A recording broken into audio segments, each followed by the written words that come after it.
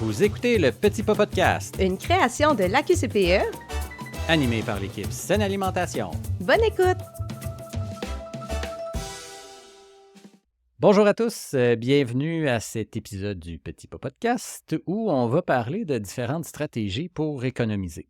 Comme vous le voyez, je ne suis pas avec Véronique pour l'épisode. En fait, ouais, ceux qui le voient, ils le voient, mais ceux qui l'entendent ne l'entendent pas encore. Parce que je suis accompagné de Martin Grenier qui travaille à la coopérative William. Bonjour tout le monde. Donc, Martin, aujourd'hui, on va parler de stratégie un petit peu plus pour économiser, mais nuance importante dès le départ.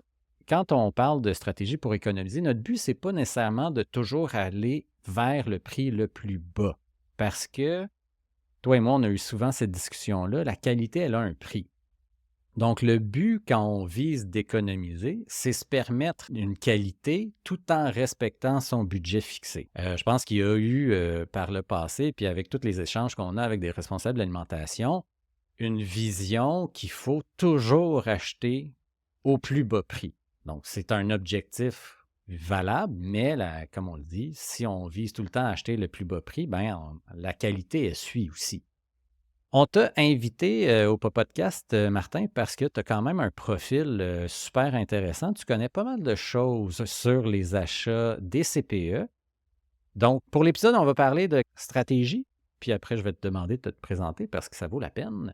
Donc, on va parler des analyses de prix. Je pense que c'est une stratégie qui est peut-être méconnue. On va venir détailler un petit peu plus ça. On va parler de la possibilité de rejoindre un regroupement d'achat et la possibilité aussi de changer de fournisseur. Fait que ça, c'est nos grandes stratégies. Mais avant ça, Martin, qui tu es? Quelle question. Quelle bonne question. En effet. En fait, Martin Grenier, je travaille chez William depuis le début. Dans le fond, en 2006. Oui, puis Euh, précisons, William, c'est un regroupement d'achats. Puis Ouais, c'est vrai. on a prévu un épisode pour venir détailler un petit peu plus, là, c'est quoi le regroupement d'achat qu'est la coopérative William ou William.coop, là, dépendamment comment on veut l'appeler, mais ça va être un épisode riche en détails sur la coop. Donc, je vais essayer de me limiter pour aujourd'hui. Ça serait cool, ouais. Ouais, écoute, hein. Bon. Fait que j'ai commencé ça, puis dans le cadre des 20 dernières années, là, dans le fond, là, j'ai fait à peu près tous les postes possibles là, jusqu'à la direction générale. OK. Présentement, mon titre, c'est directeur service et partenariat. Parfait. Mais Et- tu sais, ça fait 17 ans que c'est moi qui négocie toutes les ententes. OK, bon. Et donc, ça veut dire que tous les achats des CPE en aliments, là, pour les denrées, plus précisément pour le but du podcast, t'en vois passer, tu les as analysés, tu as une très bonne vision de ce qui est acheté puis de comment les CPE dépensent côté denrées alimentaires. Tout à fait. Écoute, c'est un des avantages du système qu'on a, c'est que comme toutes les facturations passent par chez nous, on a accès à toutes ces données-là, ce qui est très, très, très intéressant pour plusieurs trucs, notamment informatifs, mais aussi pour la négociation qu'on verra dans le prochain podcast. Exactement, exactement. Donc, si on passe maintenant aux stratégies qui existent pour un CPE et pour une responsable de l'alimentation pour économiser. Donc, la première stratégie qu'on a identifiée, puis on l'a utilisée dans le cadre de certains de nos projets d'accompagnement avec des CPE, c'est les analyses de prix. Peux-tu m'expliquer en quoi ça consiste, demander une analyse de prix à un fournisseur?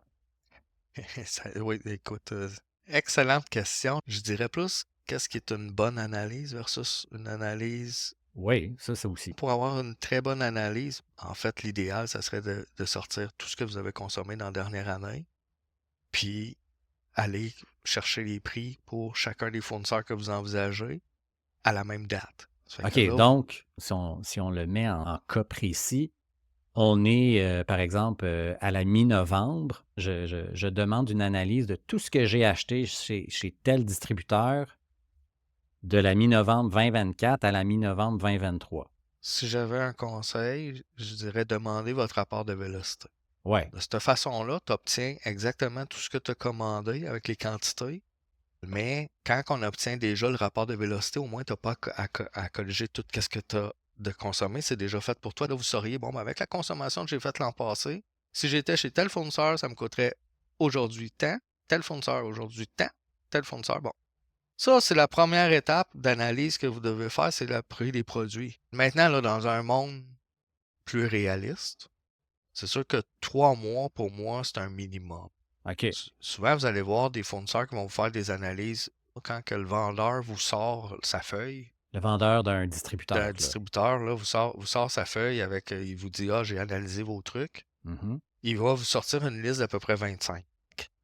Oui, ces 25 produits-là, il a pris des produits où ce qui paraît bien, mais est-ce que c'est vrai sur l'ensemble de ta commande? Tu sais, un peu la maxime de Maxi, tu sais, c'est le total du panier qui compte. C'est Ouais, ouais, pas ouais. les 5-6 produits que je t'ai montrés. C'est C'est ça. pour ça que je dis toujours, t'es mieux de faire une analyse minimalement sur 3 mois. 3 mois, ça va te donner une bonne idée de ce qui est consommé. Tournez-vous vers le représentant. Dites, moi, là, j'apprécie, là, puis j'aimerais vraiment que tu me fasses une vraie analyse. Fais-moi là sur 3 mois sur l'ensemble de ce que je consomme. Hmm. Juste revenir un peu sur le terme que tu as utilisé, rapport de vélocité. Vélocité. Ouais, Ouais. le rapport de vélocité, explique-moi, c'est quoi? Dans le fond, c'est le rapport de vélocité, c'est tu demandes ça pour une période X, soit pour l'année. Tu demandes la période Ah, que tu veux. Tu demandes la période que tu veux. tu Tu vas demandes ça à demander à qui? ton distributeur OK. alimentaire parce que, ben, Je suis avec si vous êtes, Collabore, je si demande vous à êtes membre Collabore. chez nous, si vous êtes membre chez nous, vous pouvez nous le demander à nous. Nous, ça va OK. nous faire plaisir. Puis on a souvent plus de filtres ou d'outils. OK. Mais le distributeur, en tout temps, tu peux lui demander un rapport de vélocité puis il va te le fournir. Ça fait que tu lui donnes la période que tu as besoin, ce que ça sort. Là, il va te demander, as-tu besoin des prix? Tu sais, vous pouvez choisir. Normalement, le minimum qu'on a besoin, on s'entend, c'est les quantités qui ont été commandées, le code Oui. du produit, puis un descriptif parce que sinon, hein, ça devient difficile là, Ouais, entre un c'est code. quoi le code? Si vous pouvez avoir le format, c'est intéressant parce que, Hmm. encore là, quand vous faites vos analyses, c'est important, si on veut comparer des pommes avec des pommes, il Oui. faut s'assurer que les formats concordent. Si les formats concordent pas, ben là, il faut faire une règle de 3. Mais c'est ça, tu sais, soit la gestionnaire ou la responsable de l'alimentation peut demander Demander à son à s- responsable, à son représentant au chez son représentant. distributeur alimentaire, j'aurais besoin de mon rapport de vélocité. Parce que ça vous permet premièrement de voir ce que vous avez consommé dans cette période-là, là. Mais ça vous donne un outil pour pouvoir évaluer chacun des autres distributeurs sur un même pied. Un même pied.